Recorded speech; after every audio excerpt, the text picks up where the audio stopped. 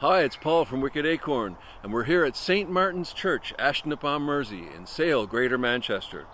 There's been a church here since 1304. If you want to learn more about it, check out this video by Rick Ainsworth. But we're here to see this thing. It's a set of stocks, ironically located behind iron bars in the churchyard wall. The stocks are mobile and have iron-bound wooden wheels. It's a four-seater. Unruly lot over on this side of the canal. But I guess you can't get up to no good without a few mates. Now, I can't tell you a great deal about these particular stocks, and that's not surprising, because records wouldn't have been kept about the type of crimes that these things were made for. But no doubt there's somebody out there that has a family story about the time great-granddad spent a few hours in the stocks for gambling on a Sunday.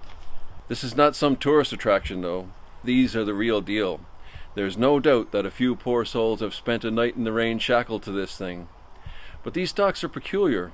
Most often they're a permanent fixture in the center of town. These are meant to be mobile for some reason, and the seats fold up. Perhaps it's that way for storage, or maybe they dragged the unfortunate through town so everybody could see him and have a go. Or maybe they would share it with surrounding villages. But that's unlikely, because in 1351 a law was introduced requiring every town to provide and maintain a set of stocks. The most likely explanation for their mobility, supported by its current location, is that the church thought crimes of an ecclesiastical nature, such as not going to church on Sunday or blasphemy, should be carried out by and on church property. So these were probably shared between the town and the church. Sometimes people call these things stocks, but this is a pillory. Pillories are further up the punishment scale. Stocks hold the legs, while pillories hold the neck and wrists. A much more severe and brutal device. At least in the stocks you could dodge the things that were thrown at you and shield your face with your hands and arms. The pillory was much more dangerous because you could slip and break your own neck or pass out and strangle yourself. It was abolished for all crimes except perjury in 1816. Now hang on to that thought for a second.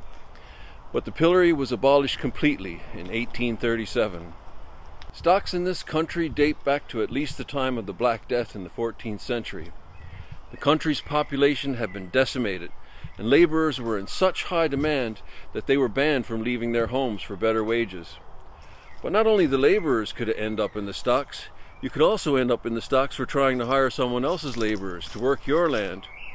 But being put in the stocks was a relatively minor punishment. Many places had whipping posts, pillories, and even gallows. Stocks were later used to control the unemployed. The Vagabonds and Beggars Act of 1494 provided that vagabonds, idle, and suspected persons shall be set in the stocks for 3 days and 3 nights, and have none other sustenance but bread and water, and then shall be put out of town. A statute of 1605 required that anyone convicted of drunkenness should receive 6 hours in the stocks. Those convicted of being a drunkard, as opposed to being caught drunk, should suffer 4 hours in the stock, or pay a substantial fine of 3 shillings and 6pence. A slightly later statute made it legal to put those caught swearing in the stocks for 1 hour if they could or would not pay a 1 shilling fine. People would often throw rotten vegetables at those in the stocks, and some places specified that only soft material could be thrown, effectively preventing the incarcerated from being potatoed to death. But that didn't rule out things of a less lethal form, such as the contents of your bedpan. If the person was well liked, though, they might have been showered with flowers. In other cases, they had their shoes removed and their feet tickled. The phrase laughing stock may have come from this. Most stocks were wooden and therefore susceptible to rot and have long since disappeared, although in some villages, like here, they were made of metal. Stocks continued to be used, albeit less regularly, until the 1870s.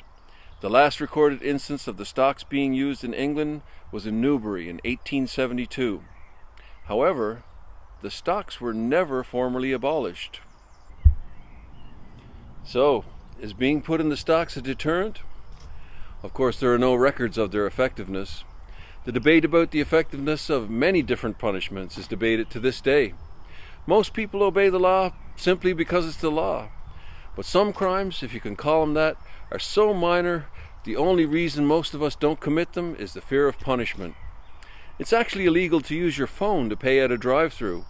If your engine's running and your handbrake is unlocked, you're using your phone while managing a car, and that's against the law. The penalty for breaking this law is £200 and 6 points off your license. Maybe you'll think twice next time. So when the village idiots get drunk and smash up a phone box, if they can find one, and they could end up in the stocks for doing it, maybe they'll think twice. I can see an argument being made to bring back the stocks. Now, how do you use these things? But I have an idea that just might work. One I think most people would think entirely appropriate. Since it was mainly only meant to shame people for minor crimes and antisocial behavior, how about we bring back the stocks to punish politicians for lying? Now that's a referendum worth having. I mean, just think of the jobs it would create. You'd have to build them, maintain them, and then there's the cleanup